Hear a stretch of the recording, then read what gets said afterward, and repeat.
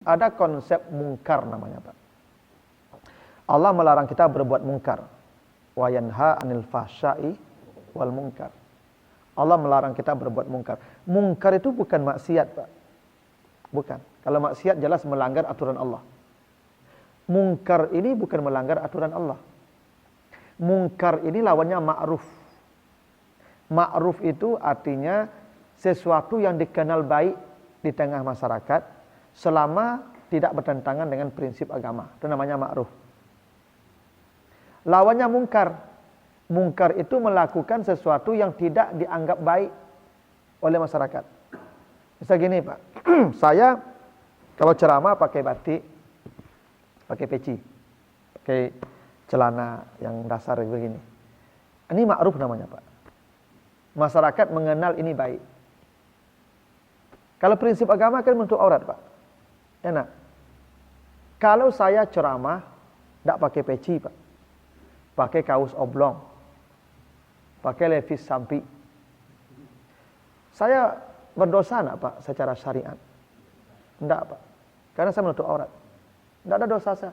Tapi secara muamalat, dalam konteks muamalat, saya melakukan dosa. Kenapa? Saya berbuat mungkar. Saya tidak berbuat maksiat. Tapi saya berbuat mungkar. Orang tidak nyaman melihat saya. Ya, Pak. Menjadikan orang lain tidak nyaman memandang kita, itu namanya mungkar, Pak. Tidak ada yang dilanggar. Secara aturan agama tidak dilanggar. Cuman orang tidak nyaman dengan kita. Karena ini tidak dianggap ma'ruf seperti itu. Yang ma'ruf seperti ini. Misalnya, di kampung misalnya suami istri. Kalau berpeluk-peluk kan suami istri kan tidak ada dosa loh, Pak. Halal kan?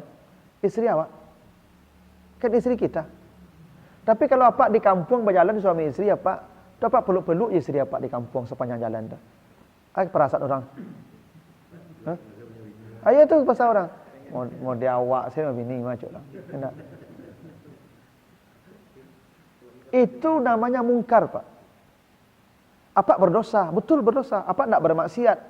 Enggak ada aturan Allah yang dilanggar, Pak. Tapi apa berbuat mungkar namanya?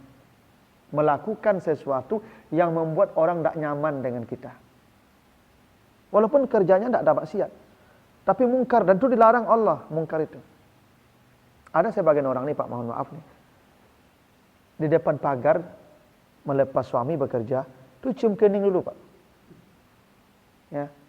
Nah, cium tangan, itu cium dulu kanyang. Orang sabana, gali macam lihat, Pak. Ya, enggak? Ya. Hah? Enggak iri dong galinya, Pak.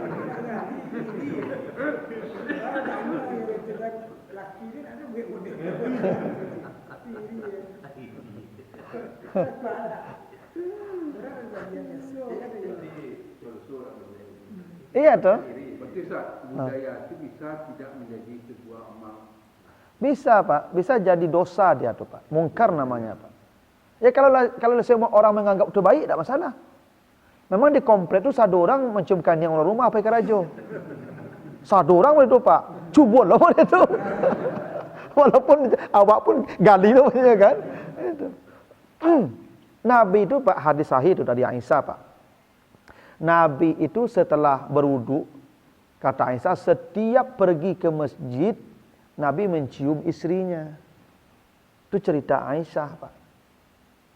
Nabi setiap datang ke masjid, mau ke masjid, setelah berwudu di rumah, Nabi mencium istri-istrinya. Ya, tidak betul wudu dia. Tapi diceritakan mencium istri itu di dalam rumah, tidak di muka pagar loh, Pak. Iya. Iya. Tidak di muka rumah loh. Mencium istri pergi ke masjid itu di dalam rumah tadi. Ya, tak? Aku di muka pagar, Pak. Orang yang tidak baru orang rumah, baca itu. Ya, tak kita fikir perasaannya itu. Ya, tapi itu tidak nyaman orang melihatnya, Pak. Kecuali semua orang begitu. Itu ma'ruf namanya, Pak. Kita berbuat mungkar itu dilarang, Pak. Berdosa kita, walaupun kita tidak bermaksiat. Tapi tetap berdosa. Begitu indahnya adab itu, Pak. Akhlak itu. Inilah. Apa kalau makan bersama-sama, makan tapi orang, misalnya ada kenduri. Itu kalau Pak sudah makan, Pak cuci tangan Pak surang. Kan tidak ada aturan agama yang Pak langgar lah nak. Tapi Pak menghadirkan ketidaknyamanan pada orang yang sedang makan. Orang sedang lama makan baru, walau kawan tambuh orang bagi awak mencuci tangan. Tentu orang tidak mau melanjutkan makannya Pak, padahal dia sedang menikmati makan. Dan panjang diatnya tuh, ya. Orang yang lain akan melihat dia dengan pandangan yang nggak nyaman itu Pak. Nggak ada adab kan. Itu makanya dalam Minang itu Pak, kalau habis selesai makan, kita orang masih makan, diarian di orang yang sedang makan tuh, pasang parabuangnya. Pasang parabuang tuh, tunggu ulang dulu, tuh baksonya tuh Pak. Coba nggak disebutkan Pak, tunggu kami dulu. Itu kan nggak rancak bakso loh Pak. Ya, kan kalau inilah sudah Pak, cuci tangannya. Itu yang lain masih makan, kecek yang lain, tunggu dulu ya, makan dulu ya, jam cuci tangan enggak, kan enggak sopan Pak. Maka, pasang parabuang. Lanjutkan makan dulu, kau sudah makan baru. Itu adab namanya Pak. Itu keindahan rasa. Jadi adab itu rasa Pak. Ya. Enggak selalu kita berpatok, kan enggak ada aturan agama yang dilarang, betul. Cuma orang enggak nyaman dengan perilaku kita. Kita memang enggak melanggar aturan Allah. Inilah Pak. Apa kalau baca hadis Nabi kalau makan kan gikona. Tegak lutut itu ya. Kalau sampai orang beralik, Pak di kampung orang bersedu duduk Pak merdeka duduk surang. Kan tak nyaman orang tu. Apa kalau kita guru orang, Pak, di elok duduk je orang. Tak tentu dan ko sunah Nabi merdeka, tak bisa itu. Aku hadis orang baca hadis ku.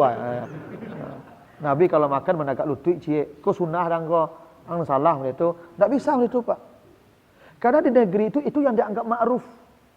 Duduk baselo makan bersama itu ma'ruf di negara itu. Ikut tak dianggap ma'ruf loh Pak, walaupun ku sunnah Nabi. Walaupun kita benar ini sunnah Nabi, tapi kita melakukan kemungkaran, membuat orang tak nyaman dengan kita. Kan soal duduk bukan soal hal haram. Soal duduk itu kan soal pilihan, soal budaya. Memang Nabi begitu duduknya, betul. Tapi kalau semua orang paham begitu, tidak apa-apa, duduklah begitu. Afdal begitu duduknya. Ya. Itu namanya adab, Pak. Namanya keindahan. Ada rasa di situ. Itu harus dijaga. Gitu.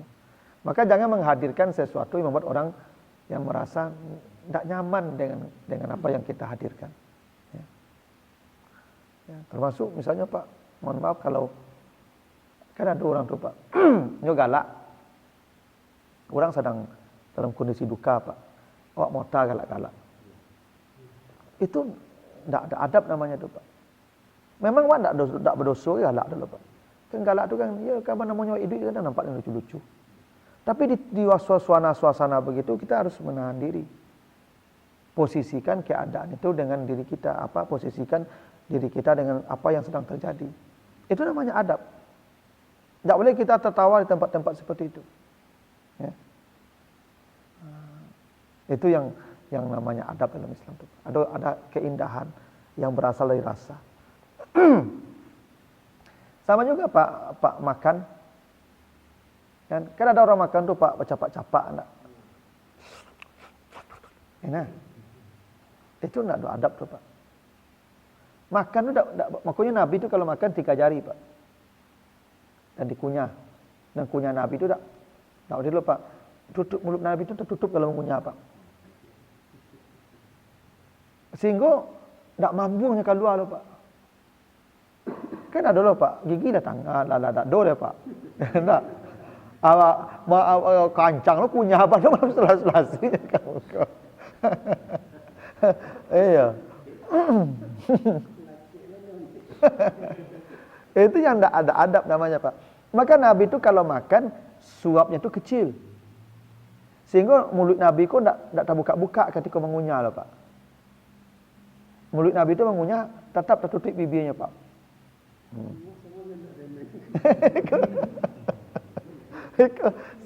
Iko suwuknya sesedok semen. Itu. Itu. Ya itu namanya adab Pak. Memang tidak salah secara syariat, tidak ada yang dilanggar Pak. Begitu indahnya ya agama kita mengatur kita berperilaku tuh Pak. Makanya minum itu kan bahasa Nabi kalau minum itu kan yamus namanya. Massa. Ditarik, Pak. Ini gini kan.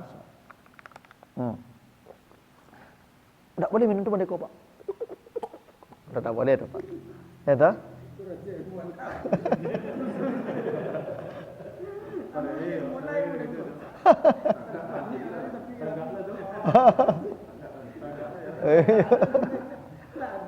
Itu tidak ada adab namanya itu, Pak. Memang tidak berdosa. Memang tidak berdosa, Pak. Tapi adabnya tidak indah minum itu, Pak. Coba lah, Pak, kalau minum itu lakak-lakak kan. Enak. Tapi kalau Nabi minum, coba Bapak Ibu kalau perhatikan Nabi minum 3 kali tarik, Pak. Ya, tarik. Istirahat nanti, Pak. Minum lagi, Pak. Tarik lagi. 3 kali, istirahat lagi, Pak. Kok enggak sok buka habis langsung minum.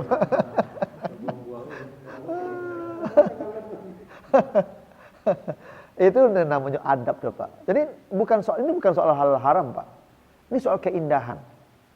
Gitu, soal keindahan. Gitu. Makanya Nabi mencontohkan begitu, Pak.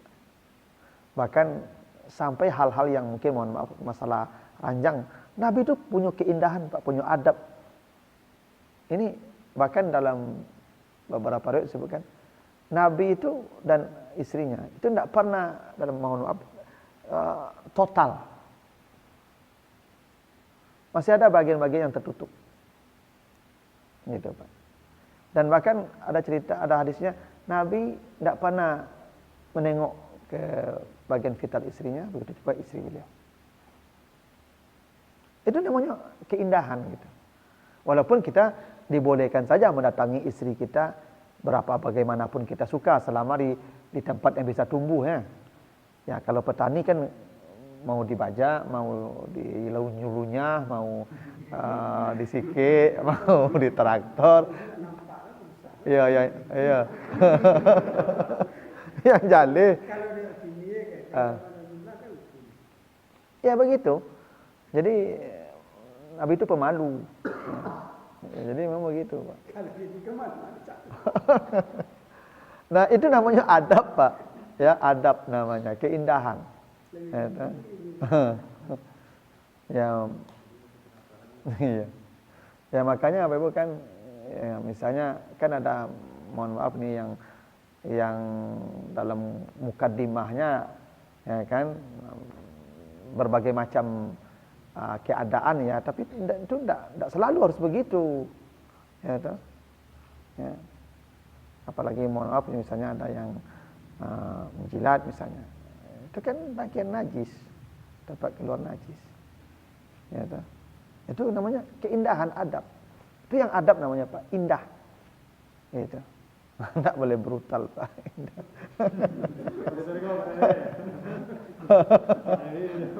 Ya gitu.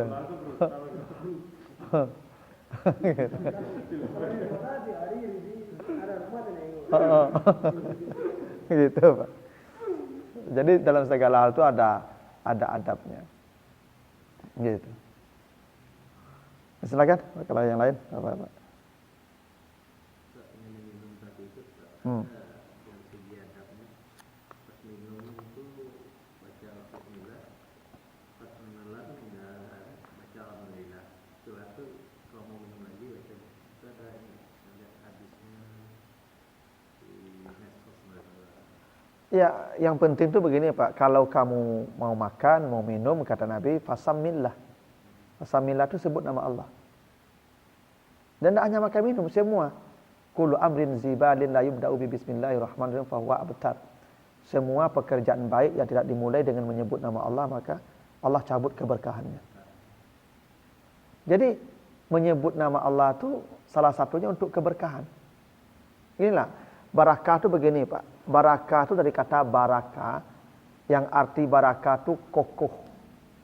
Itu kenapa gunung disebut burkan, karena gunung itu kokoh. Sesuatu yang barakah kokoh. Barakah itu bukan pada banyak, Pak, tapi pada daya guna. Misal begini. Ada apa kalau makan nasi sapiriang atau sabungkui, itu sabungkui ku cukup surang saja, Pak. Pas porsinya sabungkui, Pak. Datang kawan, Pak, berdua. Makan wak sabungkui bertiga, Pak. Dan kanyang awak seperti biasa, Pak. Yang berdua kok kanyang juga Pak. Itu nasi itu barakah nama itu. Kecil tapi daya guna besar. Ada orang Pak, lah sapanci, surang nak kanyangnya loh Pak. Enak. Kan banyak tuh Pak sapanci. Enggak barakah tuh Pak. Ini enggak pada banyaknya barakah kalau Pak. Daya guna. Daya gunanya barakah. Ada orang gaji orang 3 juta sebulannya enggak Pak. Anak sekolah, kebutuhan cukui, bisa lo menabung penai haji Pak. 3 juta sebulannya Pak. Ada orang gaji 10 juta sebulan Pak. Jumlah anak sama, istri sama Pak. Tiap bulan memacikkan yang tariau. Enak. Pusiang. Pusiang mana kini. Padahal gaji kadang Pak. Kenapa? Barakahnya dicabut. Banyak dikasih, cuman daya gunanya kecil. Ado-ado je Pak. Ikonnya rusak, ikonnya pacah, ikonnya apa habis. Habis saya pergi tidur peluk itu saya Pak. Ya. Sementara yang dikasih 3 juta ni tidak ada yang rusak-rusak Pak. Jadi barakah itu penting. Banyak penting, tapi kalau tidak barakah susah waktunya Pak. Nah barakah kok dengan bismillah Pak. Ya, makanya penting kita baca bismillah supaya barakah yang kita peroleh itu, yang kita makan, yang kita minum. Nah yang kedua, kalau kita menyebut nama Allah itu Pak, supaya berbeda cara kita makan minum itu Pak. Orang kalau baca bismillah dengan tidak baca bismillah itu beda Pak cara makannya. Itulah kita.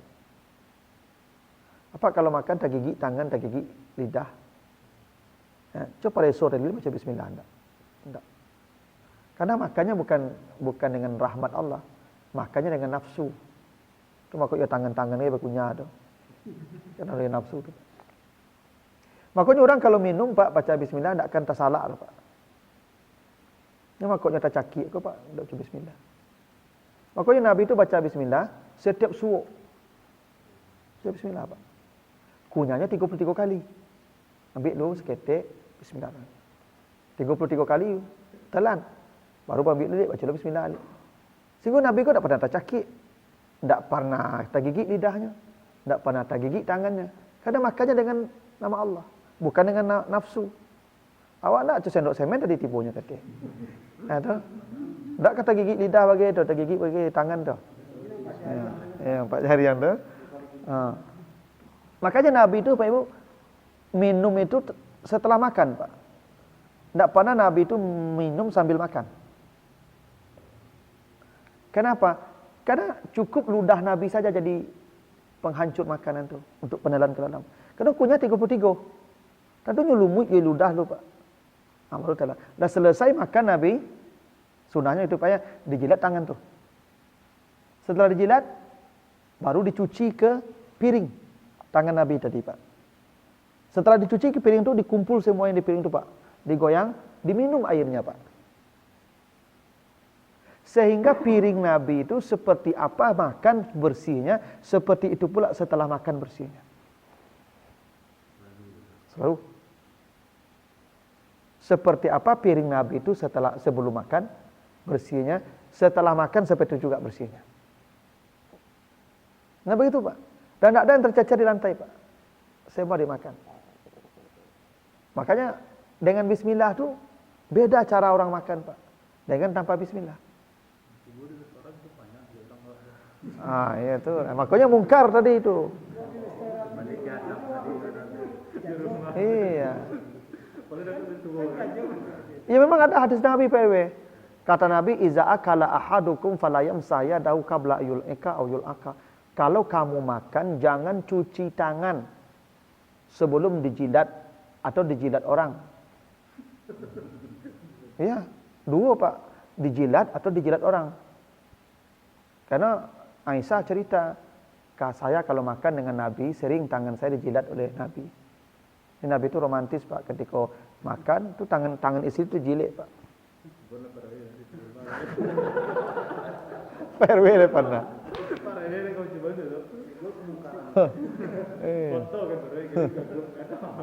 Iya Pak, dijilat. Ya. Tapi kalau nonton video awakku istri PRW besok khawatir abang setiap sudah makan. Dah aja. Sunnah dah aja. Nah itu makanya mungkar tadi. Jangan Pak, cubulo kan, wak makan sama-sama ya keluarga nak. Ya kan? Atuh bambi tangan orang rumah aku bajilik dah Pak. Rupanya jadi orang Pak. Ba PW sunnah, tak tahu yang sunnah, tak tahu betul loh Pak. Itu mungkar namanya tuh Pak. Betul hadis Nabi itu. Betul tuh gitu hadis Nabi begitu. Jangan cuci tangan, termasuk menjilat tangan tuh Pak. Orang lagi makan Pak. Makan bersama. Ya tak? Lalu sudah makan tuh orang sama lari dari roh ya Pak. Sudahlah. Lah sudahlah dijilik Pak. Tu mereka lah Pak. Alun dicuci le Pak. Tu menunggu orang dulu. Itu mereka je ada sudah dijilik kau diambil lah kue Pak. Diambil lah agar-agar kan para buang nama kan. Ada tu orang lah jajuk makan. Ayo. Memang itu, jadi memang orang kalau tidak sama ilmunya Pak, jangan kita mengganji itu bahasa awaknya. Jangan menampilkan hal-hal yang ganjil sekalipun kita tahu itu sunnah. Karena itu bukan sesuatu yang mutlak, ini bukan soal hal haram. Kalau orang belum paham itu jangan dipaksakan, contoh sosialisasikan dulu. Tapi kalau semua orang sudah begitu dan sudah paham, laksanakanlah. Itu yang adab tadi itu. Adab tuh kita tidak melanggar syariat, cuman menyesuaikan dengan ya apa yang dianggap baik di tengah masyarakat selama tidak bertentangan dengan prinsip agama. Ini harusnya semua orang memahami. Jangan kita sedikit-sedikit kita berpijak dengan sunnah. Ya, padahal ya ada namanya kaidah ma'ruf itu. Ya, sesuatu yang dianggap baik di tengah masyarakat. Kita tidak menyalahkan Pak. Memang Nabi sunnahnya kalau makan dicuci tangannya ke piring tu Pak, diminum airnya. Tapi kadang mungkin dikobokkan tu minum. Ya kan? Tidak ma'ruf kerajaan nama Pak. Tapi itu benar kan? Sebenarnya kan air awak kan diminum Pak. Piring kan piring awak, tangan awak. Maksud itu, awak minum kan tidak masalah lah Pak. Justru memang ada hikmahnya Pak. Satu hikmahnya supaya tidak ada yang terbuang. Itu hikmahnya Pak, kenapa dicuci. Yang kedua, memang di tangan kita ini ada enzim pembusuk. Makanya dijilat, dicuci, masuk perut kita, makan di dalam itu cepat busuknya. Sehingga usus kita tidak terpaksa bekerja. Di samping, tadi kunyahnya 33 kali. Dicampur dengan air liur yang banyak. Itu maka Nabi tidak pernah sakit paru, Pak. Tidak pernah Nabi itu sakit paru, menceret, tidak pernah.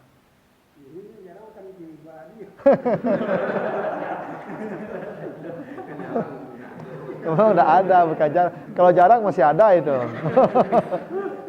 Kan tidak pernah. Tidak pernah.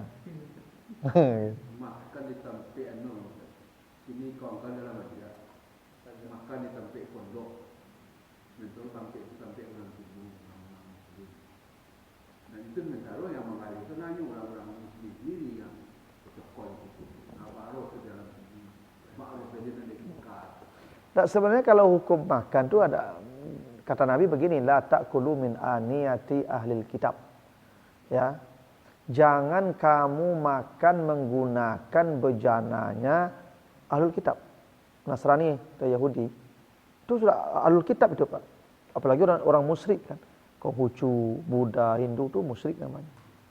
Yang bertauhid saja tapi bermasalah, ya. Ada yang mengakui Uzair anak Allah, ada yang mengakui Nabi Isa itu anak Allah. Itu namanya Yahud dan Nasrani. Tidak boleh kita menggunakan piring mereka untuk makan. Menggunakan piring mereka saja dilarang. Apalagi makan di tempat mereka. Makan masakan mereka. Tidak boleh Pak. Kecuali begini. Kecuali dia punya saham saja. Ya Pak. Yang semuanya orang Islam mengelola Pak. Pemiliknya memang dia. Dia punya tampik saja, punya modal saja Pak.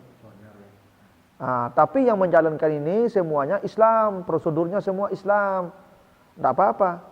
Tapi kalau dia pemilik, dia pengelola, pekerja dia, milik ini semua dia, manajemennya dia, jangan Pak. Tidak boleh.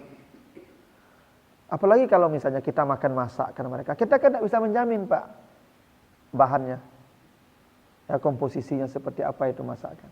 Boleh jadi nanti kualinya itu pernah dipakai masak babi misalnya, dan itu kan sudah najis Pak, atau minyak-minyak yang ada campuran babinya. Tidak boleh kita makan di situ Pak. Ya. Menggunakan piring saya tidak boleh, apalagi kita makan masakan mereka. Dulu ahlul kitab itu ada ya pada masa Nabi. Sekarang tidak ada lagi ahlul kitab. Ahlul kitab itu kalau ada beriman dia dengan Nabi Muhammad itu. Semua ahlul kitab itu percaya dengan Nabi Muhammad. Pertanyaannya orang Nasrani Yahudi itu percaya dengan Nabi Muhammad? Berarti tidak ahlul kitab namanya itu. Musyrik namanya itu. Ahlul kitab itu mereka percaya Nabi Muhammad. Cuma ketika itu mungkin Nabi Muhammad belum diutus, belum jadi Nabi. Tapi mereka percaya Nabi Muhammad. Nah, kalau ada orang, dia ahlul kitab, tapi tidak percaya Nabi Muhammad itu musyrik namanya. Makanya ahlul kitab sekarang tidak ada lagi Pak. Yang namanya ahlul kitab tidak ada. Gitu. Kalau kasus saya temui, saya sendiri mengalami itu di waktu tugas di Medan. Jika dia pesta, itu dipisahkan antara muslim dan muslim. Ya, kalau memang cateringnya dari orang Islam boleh Pak. Kita nggak tahu nih cateringnya siapa. Kalau ragu tinggalkan kan. Dak ma yaribuk ila ma la yaribuk kata Nabi. Sesuatu yang meragukanmu tinggalkan sampai kau menemukan keyakinan. Kalau meragukan jangan Pak. Sudah dialami bukan itu tugas di Medan. Jadi persoalan ibu sekarang. Kalau yang berlalu kan tidak apa-apa, waktu itu kan belum tahu Pak. Memang sekarang aneh Pak. Banyak rumah makan, tempat makan yang Islam punya, ini masih ke sana juga. Ya. Padahal kita tidak pernah bisa.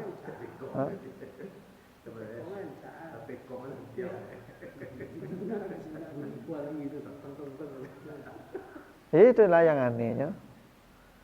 Ya kalau yang kasus tadi itu dia hanya ownernya saja. Dia lawak lah tahu di situ memang kualitasnya sesuai syariat, tidak apa-apa. Kita ada anti juga tuh Pak. Tapi kalau di situ tidak ada batasnya Pak, dan dia yang mengelola secara langsung, jangan.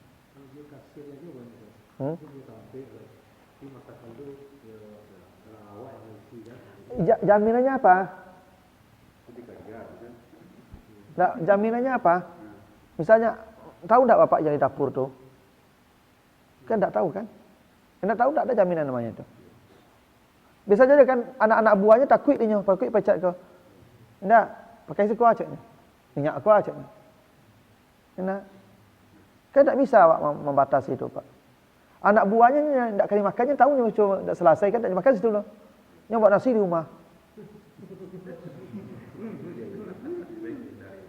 Ya, awak pergi makan ke situ. Yang pegawai-pegawainya buat nasi rumah surangnya Pak. Dari situ makanya tahu pun dimasak tuh mah. Kan masalahnya di dapur tuh ada tahu lah tuh Pak. Kecuali apa ada punya pilihan. Misalnya Pak pergi ke timur misalnya. Ndak ada rumah makan itunya punyanya Pak nadonya. Alah buik dah. Supaya ndak mati saya. Tapi jangan lama kira ya tambur lah cik tu ada ndak boleh Pak. Maaf, sampai kerupuk-kerupuk sanjai itu kan pada umumnya yang ngolah adalah kan non-muslim. Yang di mana Pak? Hah? Yang di mana? Pondok. Kristen yang itu. Oh iyalah. Itu kan umumnya yang ngolah adalah mereka itu. Oh. Nah iya betul, awak tidak boleh nak itu. Kalau ada orang itu bukan bukan. Iya, dan itu tuh pernah isu ada dia minyak bebe kau. Iya. Isu apakah benar kan akan buat gitu. Tapi mana ya artinya apa pasti punya pilihan kan? Mereka situ jo. Iya. Kadang-kadang tamu pun minta boleh lah di Kristen tu sampai situ. Iya itu kan. Yang penting kan keripiknya tu Pak. Bukan nama keripiknya kan. Ini kecil tu tahu. Minyak bebe wah. Kayak etikal lah. Ya makanya kadang-kadang itu Pak, awak jangankan yang lah jale itu non, yang Islam saja Pak, itu seperti sate KMS kemarin kasusnya Pak. Di sini baru. Kawan Ambo Pak, tiap minggu mungkin 3 kali seminggu pengen makan sate itu Pak. Iya. Tak tentu banyaknya Pak, hobi makan sate itu Pak kawan Ambo. Dosen duwin tu. Iya, dosen duwin Pak, ustaz le Pak. Lah sudah tertangkuk itu tuh Pak, heboh tuh Pak. Tak tentu sabui tak apa-apa kecil je le Pak. Pokoknya saya nampak sate traumanya kini Pak. Apapun sate Pak, traumanya kini Pak. Nah, apalagi yang non muslim Pak, mereka tidak punya ikatan agama, tidak punya aturan seperti kita. Iya Pak. Itu makanya ada orang-orang tertentu tuh Pak, kalau makan mereka padi pun bari pun tanam surang Pak. Tanam surang di sawah, panen, kumpuan, tak di gudang, jamu seketik-seketik itu makan. Ndak mau balik bari di pasar loh Pak. Supaya menjamin bersih 100% yang dimakan itu Pak. Kalau minum pun ndak mau mereka minum yang mereka, ndak mau mereka tuh Pak.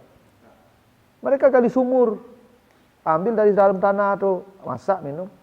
Ini kan ndak jelas nih Pak. Siapa yang bisa jamin nih Pak? Air itu Pak, cobalah Pak masak air yang di sumur itu taruh di teko Pak, agak 4 hari. Kan? Kuning dia tuh. Itu asli air itu Pak. Asli itu. Ikulah 2 bulan Pak mereka. Yang dikasih dalamnya Pak. Itu. Tapi dah terletak bahaya leh.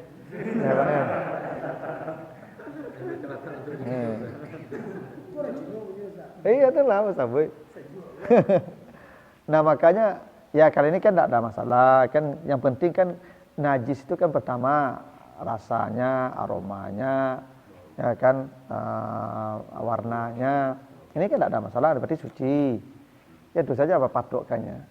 Yang tadi itu jelas itu non muslim, bejananya mereka punya, kualinya masak dari mereka, bahan mereka. Lalu kita makan juga situ, tidak boleh. Gitu Pak. Silakan Pak. Mengenai apa nih pertanyaannya, kalau hadis yang disampaikan oleh Rasulullah itu dia berlakunya sampai akhir zaman atau ada melihat situasi dan lokasi ininya. Kayak tadi itu kan misalnya ternyata diterapkan di masyarakat kita tidak belum waktunya mungkin karena mungkin belum tersosialisasi dengan baik. Itu pertama.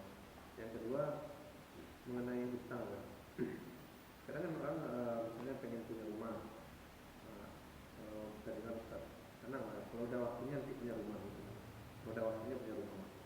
Tapi di satu sisi kita kadang nggak sabar, akhirnya kita kredit ini atau kendaraan seperti itu, melihat kebutuhan. Itu apakah kita tidak yakin bahwasanya Allah akan memberikan atau mau bagaimana? Baik. Itu kayak modal usaha pun kayak gitu. Baik, yang ini Pak. Pertama sunnah. Sunnah itu artinya jalan. Jadi sunnah itu dari kata sanna. Ya man sanna sunnatan hasanah. Siapa yang menjadi jalan orang berbuat baik. Jadi sunnah itu artinya jalan Pak. Sunnah itu jalan hidup Nabi. Dari mulai lahir, ada sebagian sejak beliau jadi Rasul sampai meninggal dunia, itu sunnah. Jadi sunnah Nabi itu lalu itu pun sunnah. Ya. Bagaimana Nabi tidur? Ceritanya Nabi kalau tidur ya memiring ke kanan. Ya, tidur di atas lambung kanan. Lalu melipat tangannya meletakkan di atas pipinya. Itu sunnah itu Pak. Tapi sunnah itu bukan sesuatu yang mutlak harus kita contoh ya 100%. Kalau bisa, alhamdulillah. Tapi itu kondisional saja. Beda kalau itu soal hukum. Kalau soal hukum, tidak ada pilihan lain Pak. Sami'na wa ata'na. Tapi kalau jalan hidup Nabi, sebisanya kita ikuti. Nabi pakai sorban, pakai jubah, warna putih. Itu sunnah. Sunnah itu Pak. Sunnah itu jalan hidup Nabi. Saya pakai jas itu tidak sunnah lah Pak. Ya, pakai batik tidak sunnah Pak. Itu ada misalnya Nabi itu beliau sebagai orang Arab, beliau sebagai manusia biasa, beliau sebagai Nabi. Ya. Jadi yang kita ikuti Nabi Muhammad itu sebagai nabinya Pak. Kalau beliau pakai misalnya sorban, itu karena memang beliau di padang pasir, tradisi Arab begitu. Kalau kita pakai peci lah Pak. Jadi yang pakai peci itu sunnah juga Pak. Ya. Prinsip sunnah itu keindahan. Orang Arab indahnya pakai sorban. Kita indahnya pakai peci Pak. Justru mau diambo pakai sorban lucu bentuk Pak. Iya Pak. Iya. Kalau ambo pakai sorban kini kok Pak, bisu apa galak-galak aja lihat ambo tuh. Kata. Ya, memang sunnah, memang itu jalan hidup Nabi.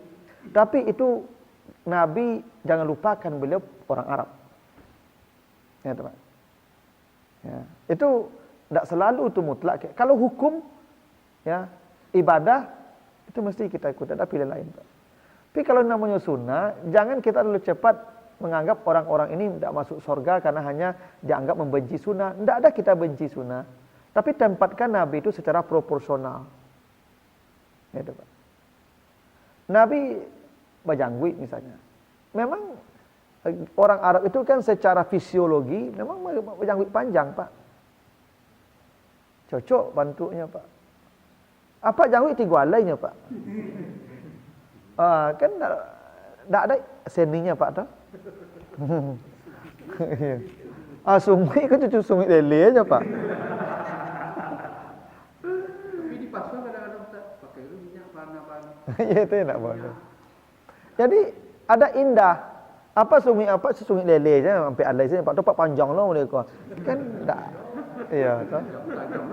Iya. Ya, jadi ya memang apa namanya itu Pak, jangan melupakan Nabi itu dari banyak sisi hidupnya. Tapi kalau kita mau, jangan salahkan pula orang yang mau. Yang ada orang total Pak, Nabi pakai sorbannya pakai sorban Pak. Iya. Nabi pakai onta itu sunnah tuh Pak. Karena memang Nabi kendaraannya onta tuh, tapi jangan lupakan Nabi hidup di padang pasir. Kalau cebulu pakai untu Pak mengikuti sunnah Nabi kan jadi tidak ngapas tuh Pak. Betul sunnah Nabi itu. Ya. Jadi sunnah itu bukan sesuatu yang mutlak sifatnya Pak. Memang dia jalan hidup Nabi. Makanya semampunya kita ikuti. Tapi kita jangan lupa pula ada ya kondisi, ada kultur yang Nabi tidak bisa menghindarkan. Ya misalnya dulu Nabi itu ya bersiwak ya memang ketika itu apa namanya teknologi ya alat pembersih gigi belum ada Pak. Mungkin siwak sekarang lebih hebat misalnya soal apa itu Pak yang kumur-kumur tuh Listerin ya, gigi kita bersih putih dan aromanya hilang enggak Pak. Itulah ganti siwak sekarang. Zaman Nabi dulu itu yang ada alatnya. Dulu ada Listerin nih Pak, Listerin itu apa? Nah, kalau ada itu mungkin Nabi pakai itu. Ya Pak. Kalau ada itu kan. Cuman belum ada waktu itu, maka Nabi siwak.